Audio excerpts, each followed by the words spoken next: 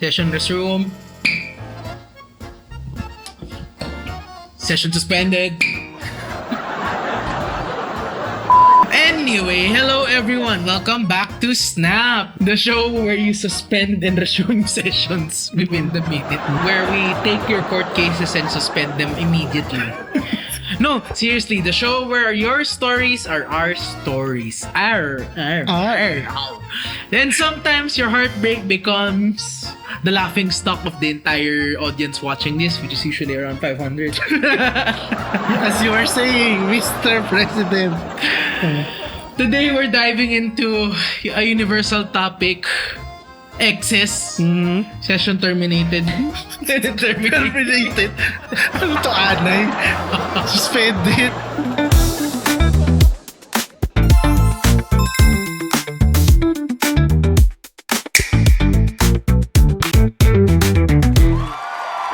Yes, thank you, Mr. President. Okay, we have a viewer.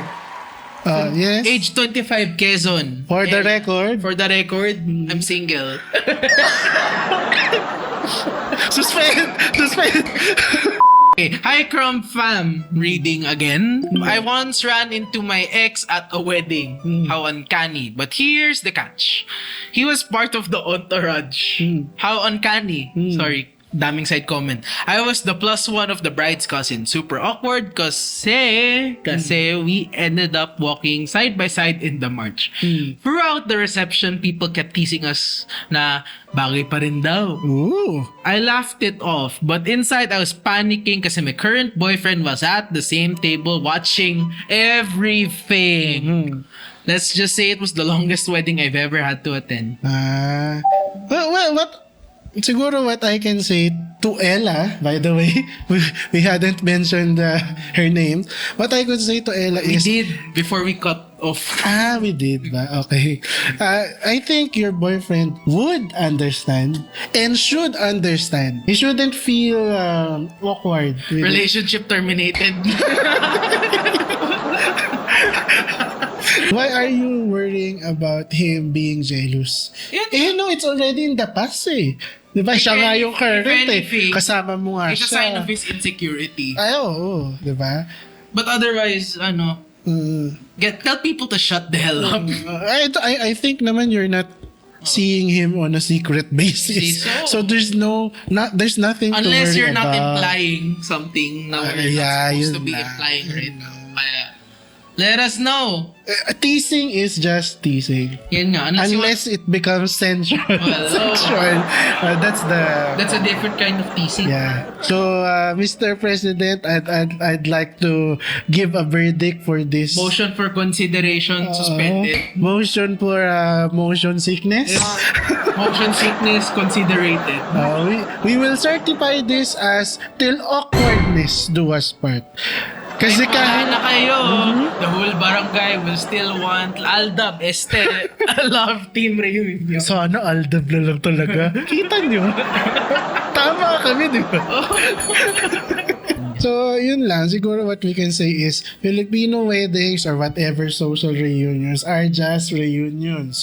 Kung ano mang tuksuhan ng matagpuan nyo doon at sabihin sa inyo. Just like at Christmas parties, which is expert kami doon sa mga experiences ng tuksuhan sa Christmas party.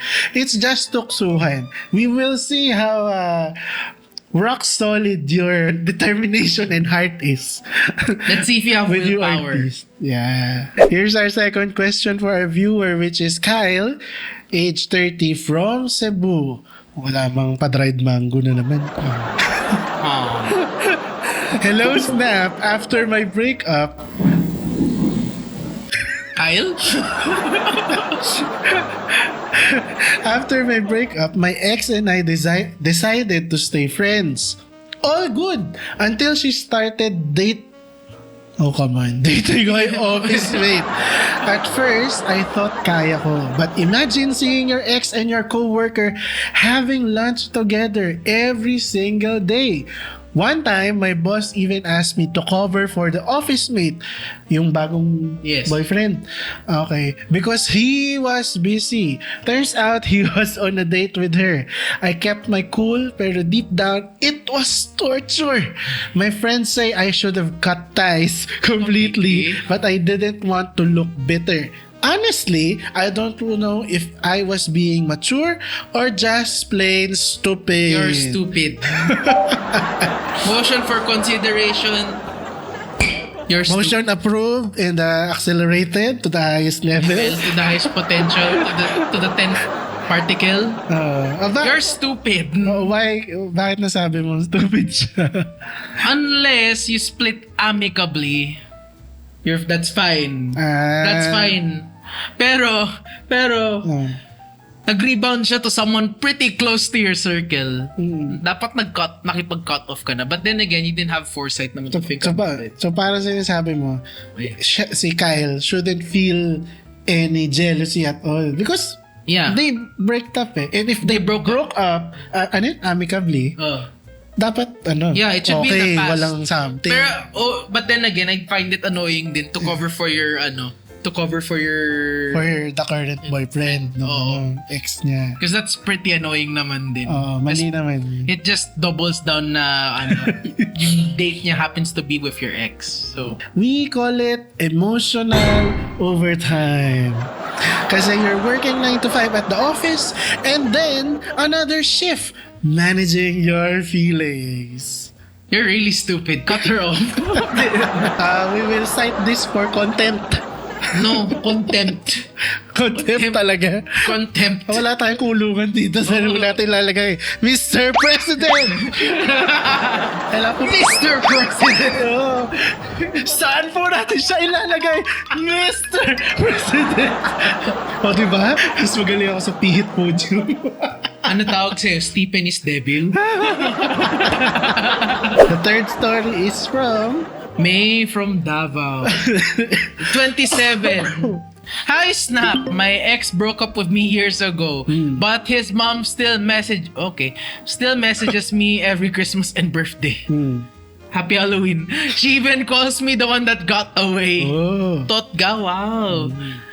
Minsan, she'll comment on my Facebook photos saying things like, "We'll miss you at the house." Well, my ex, of course, is completely silent. It's sweet, but also confusing. My friends joke na I didn't just break up with him, I broke up with the entire family. With his entire family. Honestly, I just think his mom likes me more than he ever did. I think mag-live-in kayo nun nanay. Kayo na mag-date. Motion for consideration, Mr. President. Your consideration is a motion and accepted.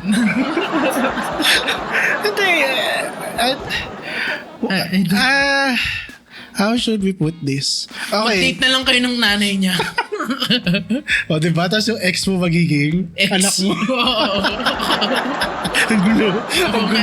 Gulo ng family tree Maybe tell the mother straight up na you appreciate her kindness she has shown to you during your stint as the girlfriend of her son, but things have changed already and I think she is fully aware. Hindi naman siguro obob si mother. Hindi naman. Na hindi niya alam na nag-split na kayo ng anak niya. Diba? So I think you can be upfront. Yeah, be upfront so that you can have your peace back. Verdict, ex-in-law forever. Kasi ikaw na talaga ang tunay ng anak ng nanay niya. Gusto mo, ipatakwil mo na yung ex mo sa kanya. Magpalit kayo ng magulang. Diba? So we are now here on the part of our show which we decide who is the Hall of Fame or Shame question of the day. But according to our production people behind the camera, we have a run out of certificate paper. So as a part of our cost cutting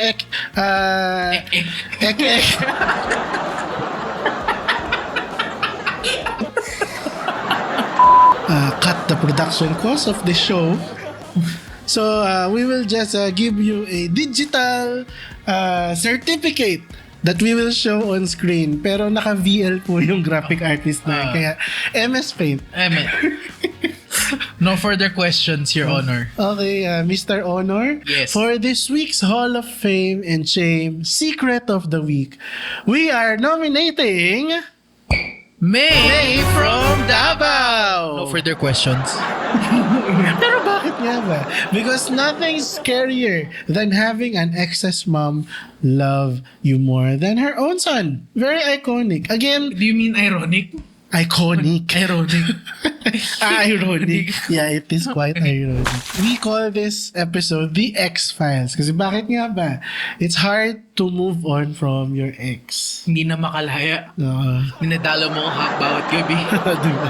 Wala na akong makikita. Plus may ramdam pa rin sa dilim. So, I think moving on is a hard phase. Or you might have a hard face. Unlike how other people put it, that after a certain hurtful phase, you should just move on. No, there are certain people who cannot just move on. So give them time. Give them space. And if there are certain elements of the past that you need to prune from your vine, Or not. I think you should begin pruning them. Like the mother. She could just tell upfront na we're over, your son and I. Unless gusto mo makipag-live-in to sa Pwede din. Pwede din. Remember, every breakup has its set of horror stories. And it's funny stories, but at the end of the day, they're gonna make us laugh. Yeah. But more importantly, they make us who we are. Yeah. And we'll always be here to listen, laugh, and snap about it. And laugh at you. And laugh at you. Because we will cite you in content! And that's it for our episode today. Thanks for tuning in. I'm Stephen. I'm RG. And we'll see you again next time. Session suspended!